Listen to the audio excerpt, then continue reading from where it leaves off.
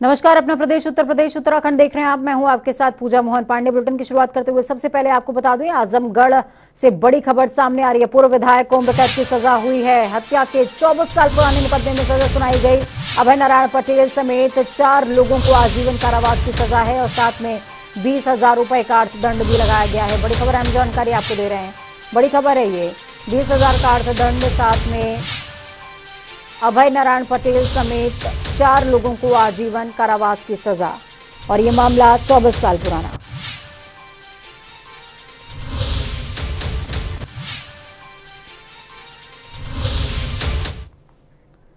मुख्यमंत्री योगी आदित्यनाथ उत्तर प्रदेश के स्वास्थ्य व्यवस्थाओं को लेकर लगातार उनको ठीक करने में लगे रहते हैं। इसी क्रम में आज मुख्यमंत्री योगी आदित्यनाथ गोरखपुर में हेल्थ एटीएम का शुभारंभ करते नजर आए।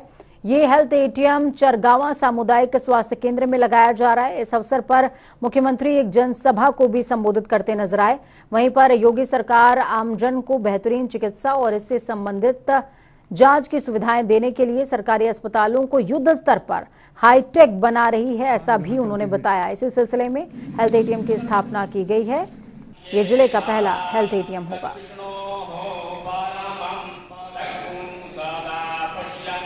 महंत नरहरनाथ जी कालिका मंदिर नई दिल्ली से पधारे। आपको बता दें कि बांदा में सदस्यता अभियान का आयोजन किया गया। कार्यक्रम जिसमें केंद्रीय मंत्री अनुप्रिया पटेल ने शिरकत करी है। अपना दल एस के सदस्यता अभियान के तहत पूरे प्रदेश के सभी मंडलों में इस अभियान को चलाया गया है। तो वहीं केंद्रीय मंत्री अनुप्रिया पटेल ने कार्यकर्ताओं को संबोधित करते हुए सदस्यता अभियान समारोह में बढ़ चढ़कर हिस्सा लेने के लिए कार्यकर्ताओं में जोश भी भरा। इसके अलावा अपना दल के संस्थापक सोनेलाल पटेल के कार्यों और नीतियों को भी बताया। सदस्यता अभियान समारोह के बाद पार्टी के राष्ट्रीय अधिवेशन की तिथि 4 नवंबर की भी घोषणा हुई है।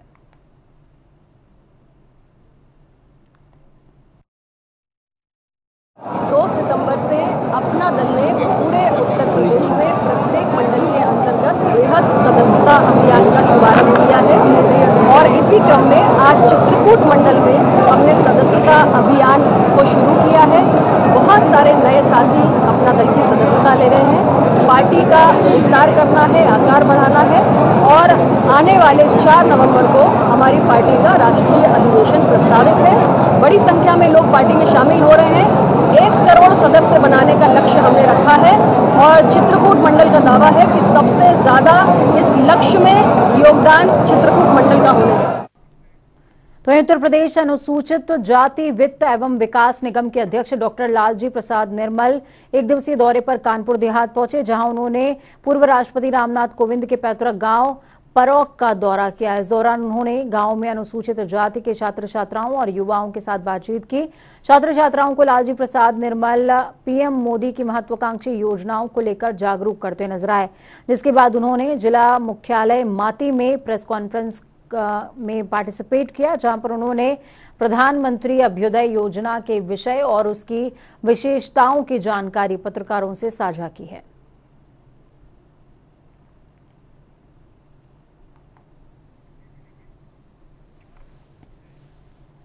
कैबिनेट राज्य मंत्री, आपको बता दें कि एक मानवीय चेहरा, एसपी सिंह बघेल का एक मानवीय चेहरा देखने को मिला।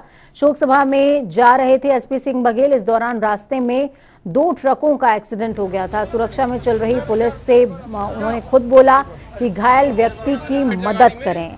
घायल व्यक्ति को अपनी गाड़ी में एसपी सिंह बघेल ने हॉस्पिटल भेजने का काम किया है। तस्वीरें आप देखिए।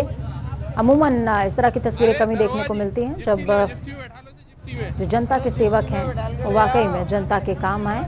लेकिन आगरा से ऐसी तस्वीर सामने आई है जहां पर एसपी सिंह बघेल ने रास्ते में रुककर अपने काफिले को रोक करके घायल की मदद करी और उनको तुरंत तत्काल प्रभाव से हॉस्पिटल अपनी गाड़ी के जरिए भिजवाया है। ज्ञानवापी श्रृंगार गौरी मामले में 12 सितंबर को जिला कोर्ट ने केस की पोषणीयता को स्वीकार कर लिया है। अब केस की अगली सुनवाई 22 सितंबर को होगी। तो वहीं इसको लेकर हिंदू पक्ष अपनी रणनीति में लगा हुआ है। उनकी तरफ से कार्बन डेटिंग और एएसआई से भी सर्वे कराने की मांग की जा रही है। तो वहीं कोर्ट ने दोबारा कमीशन से सर्वे कराने के लिए कोर्ट में प्रार्थना पत्र दाखिल किया। हिंदू पक्ष का कहना है कि ये केस मां श्रृंगार गौरी के पूजा अर्चना के अधिकार को लेकर दायर किया गया है। ये जो सर्वे हुआ है अधूरा सर्वे है। इस सर्वे में पहले बाबा प्रकट हो गए, पहले बाबा ने दर्शन दिया, अब ये सर्वे दोबारा होना बाकी है। जब तक मां श्रृंगार गौरी और अन्य देवी देवताओं की तलाश पूरी नहीं हो जाती तब तक हम संतुष्ट नहीं होंगे। दोबारा सर्वे में अभी कई तहखाने खुलने बाकी हैं। देखिए 7 रूल 11 पे जो आपत्ति लगाई थी मुस्लिम पक्ष यानी प्रतिवादी संख्या 4 ने आपत्ति लगाई थी कि ये वक्फ की संपत्ति है, इस नाते ये 1991 प्लेसेस ऑफ वर्शिप एक्ट का सरासर उल्लंघन है, इसलिए इस वाद को न सुना जाए, इसको खारिज किया जाए। यहाँ जबकि शुरू में ये सारी प्रक्रिया पूरी हुई थी, सीनियर जज सिविल डिवीजन ने भी सुना था, उसके बाद ये मामला जो है दावा जो एक्सेप्ट हुआ था उसके बाद ये हाई कोर्ट गए थे, हाई कोर्ट ने खारिज किया था, फिर ये सुप्रीम कोर्ट गए, सुप्रीम कोर्ट ने खारिज नहीं किया, हमारे दावों पे मुहर लगाया। उसने कहा कि नहीं, सीनियर जज यानी कि जिला जज जो है वाराणसी कोर्ट इस पे सुनवाई कर ले प्रायोरिटी से, और तब जो है ये मामला जो है आगे बढ़े। कहा जाए तो भाई उसके पीछे जो है सबसे बड़ी मंशा कोर्ट ने मानने से ही इनकार कर दिया कि वक्फ की संपत्ति है, और ये 1991 प्लेसेस ऑफ वर्शिप एक्ट कहीं से इस दावे को बाधित नहीं कर रहा है।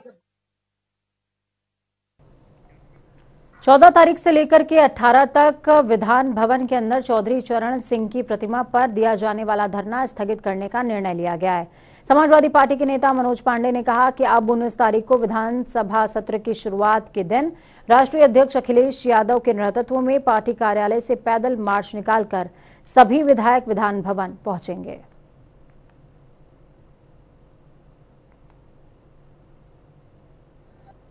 जब उत्तर प्रदेश में 19 सितंबर से उत्तर प्रदेश का विधानसभा सत्र हो तो माननीय राष्ट्रीय अध्यक्ष जी ने और नेता प्रतिपक्ष ने यह निर्णय लिया है कि 19 तारीख को किसानों के समर्थन में, बेरोजगारों के समर्थन में, कर्मचारियों की पुरानी पेंशन के समर्थन में, महिलाओं पर, बेटियों पर हो रहे अपराध के विरुद्ध, बढ़ती हुई महंगाई और लगाई जा रही लगातार बेतहाशा वृद्धि की जा रही जीएसटी के विरोध में राष्ट्रीय अध्यक्ष जी के नेतृत्व में हम लोग सदन में जो हिस्सेदारी लेंगे और हिस्सा बनेंगे, वो पैदल मार्च सारे हमारे माननीय विधायकगण, विधान परिषद के सदस्यगण, वो 19 तारीख को पैदल मार्च करके हाउस पहुंचेंगे।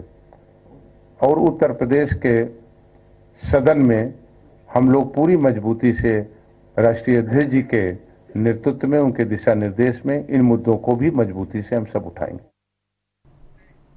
पीडब्ल्यूडी मंत्री जितिन प्रसाद रायबरेली के एम्स पहुंचे, जहां पर मंत्री ने अस्पताल का जायजा लिया।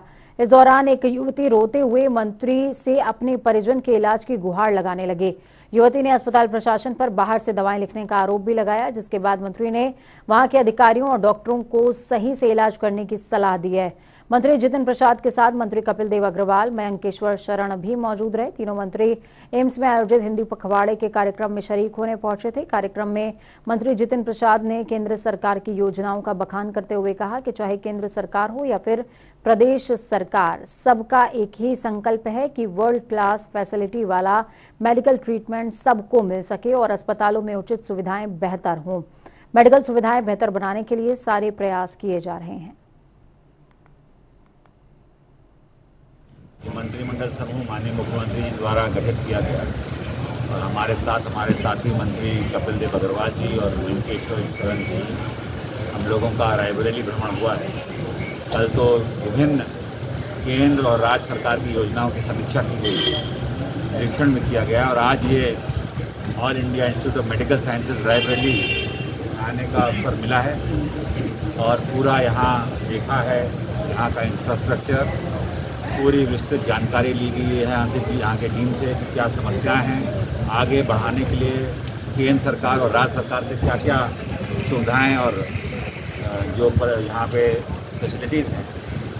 कैंसर की एक बहुत बड़ी डिमांड है, उसके लिए आगे प्रयास किया जाएगा। गुजरात जेल में बंद अतीक अहमद की 3 और प्रॉपर्टीज को आज कुर्क कर दिया गया। प्रयागराज डीएम के निर्देश पर प्रयागराज और लखनऊ की प्रॉपर्टी पर आज कार्रवाई की गई थी। एसएसपी प्रयागराज शैलेश कुमार पांडे ने बताया कि तीनों प्रॉपर्टी की कीमत करीबन 8 करोड़ रुपए है। इस मौके पर भारी पुलिस बल तैनात रहा।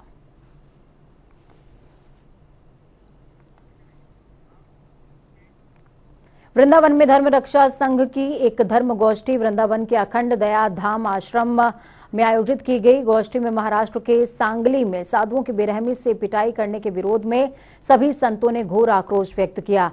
धर्म गोष्ठी की अध्यक्षता करते हुए महामंडलेश्वर स्वामी भास्करानंद महाराज ने कहा कि महामंडलेश्वर स्वामी गर्भगिरी महाराज अपने 3 साधुओं के साथ बीजापुर से पंढरपुर की तीर्थ यात्रा पर दर्शन के लिए जा रहे थे। ऐसे में उन संतों को जबरदस्ती रोककर बेहद बेदर्दी से पीटकर उन्हें मरणासन स्थिति तक पहुंचा दिया गया। संत समाज में इस घटना का भयंकर रोष है।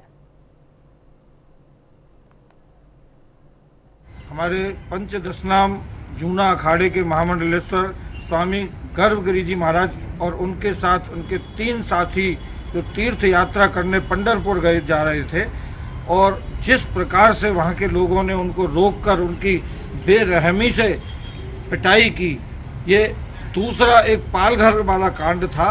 वो तो पुलिस समय से आ गई तो उनकी जान बच गई, मगर उनको लोगों ने इतना पीटा कि मरणासन स्थिति में आज पुलिस ने उनको हॉस्पिटल में भर्ती कराया हुआ है और आज उनकी ये स्थिति नहीं है कि वो सही बयान भी दे सकें। मैं महाराष्ट्र की सरकार से प्रार्थना करूंगा कि पहले भी ये कांड हुआ था, हमारे हिंदू धर्म के जो साधु संत हैं उनके संग जिस प्रकार का व्यवहार महाराष्ट्र में हो रहा है ये अत्यंत निंदनीय है और हमारे संत समाज में इसके लिए भयंकर आक्रोश है। आजमगढ़ में राज्य मंत्री और ऊर्जा वैकल्पिक ऊर्जा विभाग के जो मंत्री हैं सोमेंद्र तोमर ने केवी विद्युत उपकेंद्र सिंधारी पावर हाउस और पुराना पावर हाउस का स्थलीय निरीक्षण किया। सोमेंद्र तोमर ने यहां पर उपस्थित विद्युत उपभोक्ताओं से संवाद करते हुए विद्युत आपूर्ति और बदले गए मीटर्स का फीडबैक भी लिया है। उन्होंने विद्युत उपभोक्ताओं से कहा कि अब घर बैठकर टोल फ्री नंबर 1912 पर विद्युत से संबंधित समस्याओं की शिकायत दर्ज करा सकते हैं। उन्होंने ये भी कहा कि विद्युत उपकेंद्रों पर अब बार आने की जरूरत नहीं है। विभाग के अधिकारी पूरी तत्परता से आपकी समस्याओं का समाधान सुनिश्चित तौर पर करेंगे।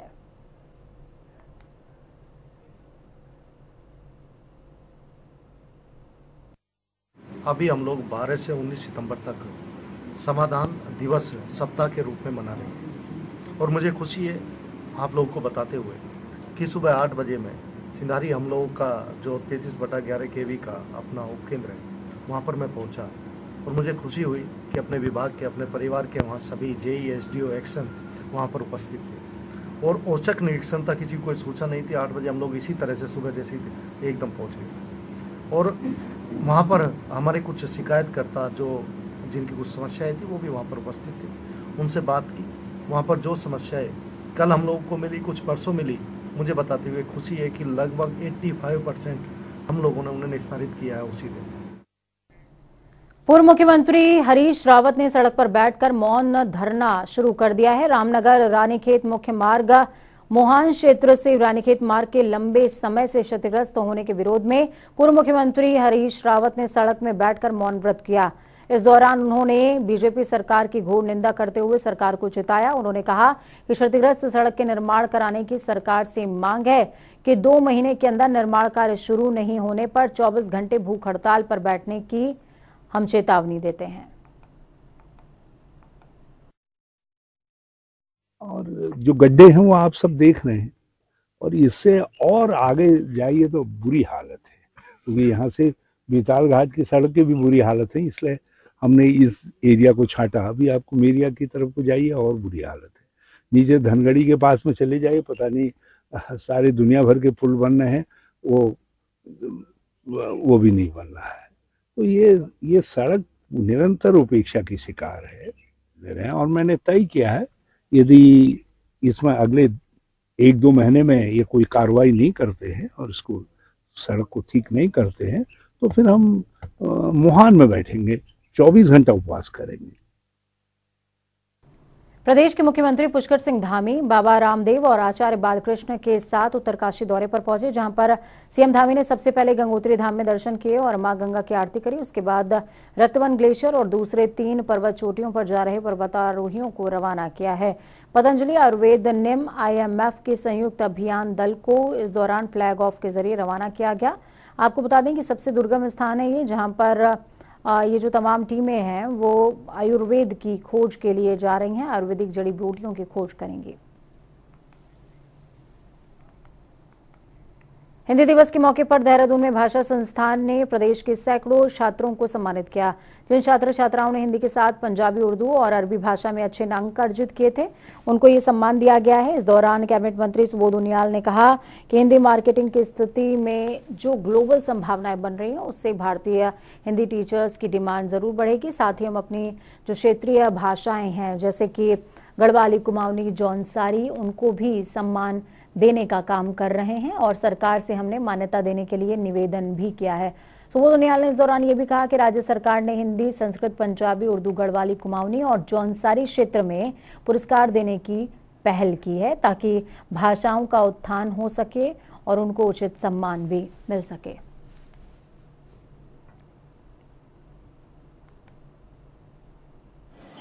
आज हिंदी दिवस है। पहले तो प्रदेशवासियों को हिंदी दिवस की बहुत बहुत शुभकामनाएं। और आज भाषा संस्थान के तहत हम लोगों ने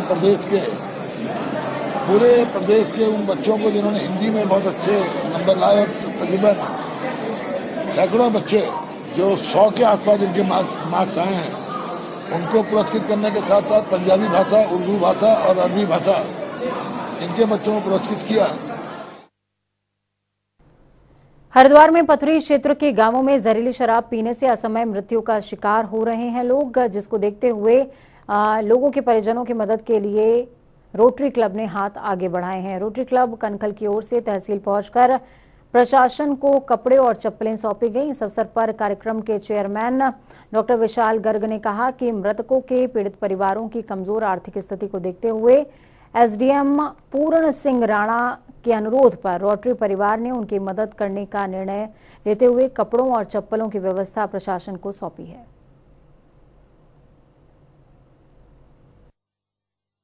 जैसा कि आप लोगों को पता है कि पथरी में जहरीली शराब पीने से करीब 10 से 12 लोगों की मृत्यु हो गई, तो उसी वजह को लेकर कल हमारे पास एसडीएम श्री पूर्ण सिंह राणा जी का उन्होंने अनुरोध किया कि कुछ सामान, क्योंकि उनके जो परिवार है वो बहुत निर्धन है, पीड़ित है, उनको आर्थिक सहायता की जरूरत है।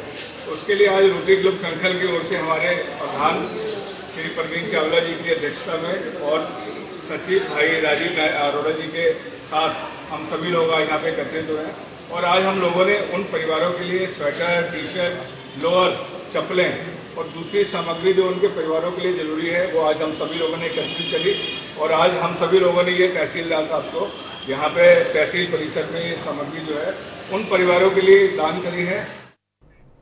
उत्तराखंड वक्फ बोर्ड अध्यक्ष बनने के बाद शादाब शम्स पिरान कलियर शरीफ दरगाह पहुंचे, जहां पर उनका पार्टी कार्यकर्ताओं ने ढोल नगाड़ों और फूल मालाओं से स्वागत किया। इस दौरान पत्रकार से बातचीत करने के दौरान उन्होंने वक्फ बोर्ड अध्यक्ष शादाब शम्स ने कहा कि उनके बयान को गलत तरीके से पेश किया गया है। उन्होंने दरगाह शाबिर पाक के बारे में टिप्पणी नहीं की है। उन्होंने कलियर विधानसभा और आसपास के बारे में बयान दिया था, जबकि दरगाह को लेकर उन्होंने कभी कुछ भी नहीं कहा। उनकी पूरी आस्था दरगाह में है।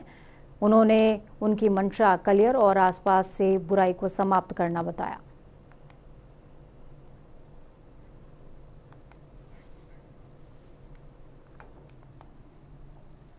यह आस्थाने पे आज हम खड़े और पिरान कलियर विधानसभा का नाम है। पिरान कलियर कलियर है वो एक गांव का नाम है। मैंने कलियर की बात की है, मैंने आस्थाने की बात नहीं की। ये दरगाह शरीफ तो मैं हमेशा आप लोगों के बीच यहाँ आता रहता हूँ और मेरा अपना अकीदा है इस साबिर पाक की दरगाह पे। यहाँ जब जब मैंने जो मांगा है वो हम सबको मिला है। कुछ लोग नासमझी की वजह से इस बात का विरोध कर रहे हैं। उनको लग रहा है कि हमने दरगाह साबिर पाक के बारे में कुछ कहा है। दरगाह के बारे में कुछ नहीं कहा गया। पिरान कलियर एक विधानसभा का नाम है। ये जो बात कही गई ये विधानसभा के बारे में कही गई और मैं ये कह रहा हूँ